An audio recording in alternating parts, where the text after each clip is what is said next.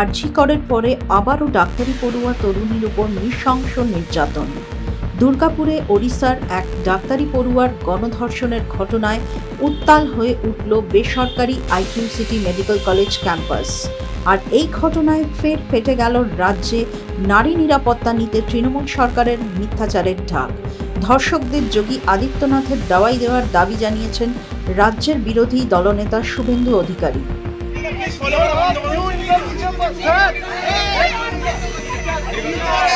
দেখুন দাদা, বলার কোনো ভাষা নেই। সারা বাংলা জুড়ে চলছে। মাননীয় মুখ্যমন্ত্রী আর ধর্ষণকে সার্টিফিকেট দেওয়া উচিত। কাম স্ট্রিট থেকে শুরু করে কামদুনি, পার্ক স্ট্রিট, মালদা, মুর্শিদাবাদ, জামুরিয়া, রানীগঞ্জ, দুর্গাপুর দ্বিতীয় ছাত্রী যে ধর্ষণ দায় করা হয়েছে নক্কারজনকভাবে, তার গ্রেপ্তারের দাবিতে আমরা এখনই থানা যাচ্ছি ব্যবস্থা করার জন্য।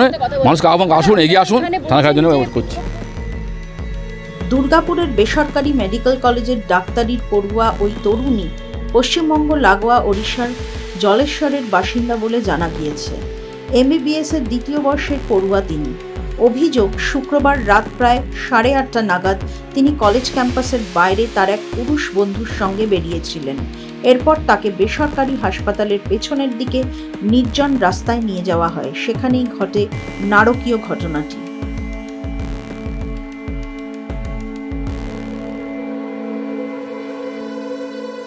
একটা রেপ হয়েছে, আপনারা সবাই দেখতে পাচ্ছেন। মেয়ের মা বাবা বলছে, মেয়ে বলছে, এবং পুলিশ এসেছিল। আমরা পুলিশকে রিকোয়েস্ট করছি যাতে পুলিশ যারা অপরাধী তাদেরকে যেন খুব তাড়াতাড়ি অ্যারেস্ট করে। আমরা অপেক্ষা করছি পুলিশের জন্য, স্টেপের জন্য। একটা মেডিকেল কলেজ হাসপাতাল, সেখানে রাত্রেবেলা প্রায় 9টা 9:30টার সময় একটি কলেজ ছাত্রী সে কী করে গেট দিয়ে বেরোয়? কোথাও কি নিরাপত্তার গাফিলতি নেই? আপনারা দেখতে পাচ্ছেন তো আরজি করের মতো ঘটনা। এখানে দুর্গাপুরটা আস্তে আস্তে আরজি করের মতো হয়ে যাচ্ছে, এবং কোথাও কোনো সেফটি বলে কিছু নাই। পশ্চিমবঙ্গে কোনো মেডিকেল কলেজ, কোনো মেডিকেল হাব, কোথাও কোনো সেফটি নাই, কোনো হসপিটাল সেফটি নাই। মানুষের অবস্থা বহুত খারাপ। প্রত্যেকটা দায়ী হচ্ছে আমাদের মুখ্যমন্ত্রী মমতা বন্দ্যোপাধ্যায়।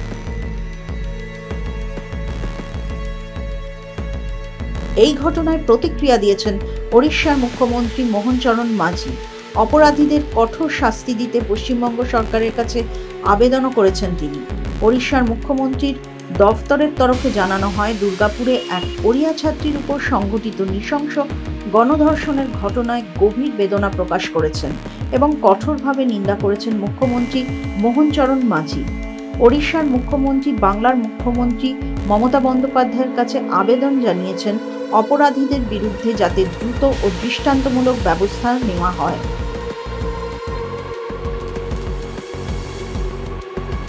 এই ঘটনায় ময়দানে নেমেছে জাতীয় মহিলা কমিশন।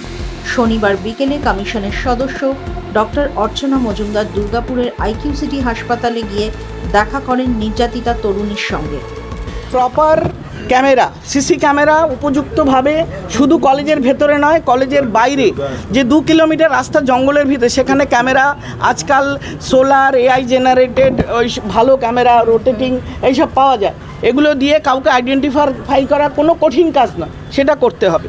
এবং শুধু লাইট আর ক্যামেরায় হবে না, বাথরুমগুলো, টয়লেটগুলো দেখতে হবে, খাবার জায়গাগুলো উপযুক্ত রাখতে হবে, জলের ব্যবস্থা রাখতে হবে। রাতের বেলা বাচ্চারা হাসপাতালে কাজ করে, এই সুযোগ সুবিধা না দেখলে তারা বাইরে যাবে, বিপদের মুখে পড়বে। এটা হলো কলেজ কর্তৃপক্ষের 1 নম্বর। 2 নম্বর, এত বড় একটা হাসপাতাল, মানে এতগুলো মানুষ, ধরুন প্রায় 1000 মহিলা ইনভলভ, সেখানে এই নিরাপত্তা না দিয়ে কলেজ চালানোটা তো একটা ক্রাইম।